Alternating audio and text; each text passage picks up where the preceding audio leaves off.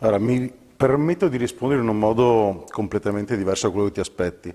Mi dispiace deludere Margherita, perché è giovane ed è giusto che i giovani facciano politica, però vi spiego, dopo mi direte quello che volete, perché voi, tutti e tre, non potete cambiare nulla. Fondo di solidarietà comunale, 2015. Il governo Renzi all'epoca, attraverso un decreto, aveva stabilito di trattenere direttamente allo Stato una serie di fondi.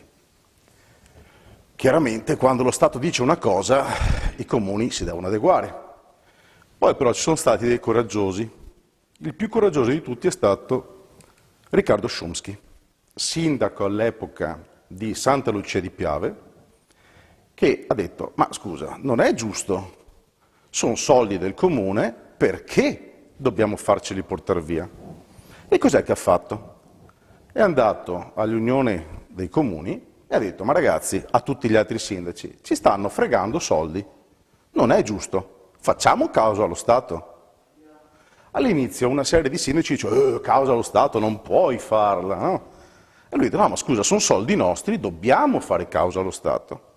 E allora 44 sindaci si sono messi d'accordo, di paesi piccoli alla fine, si sono messi d'accordo e hanno fatto causa allo Stato. Allo Stato in quel momento c'era Renzi, PD, centrosinistra diciamo fondamentalmente. Bene, chiaramente cosa è successo? Fare causa allo Stato si difende. In appello lo Stato ha perso. Cosa è successo? Sostanzialmente ha dovuto ristornare 24 milioni di euro a questi comuni. Piccolo dettaglio, Manildo all'epoca era sindaco di Treviso e quando era in conferenza dei comuni ha detto chiaro e tondo: ma no, non posso io fare una cosa del genere, andrei contro il mio governo, andrei contro il mio Presidente del Consiglio.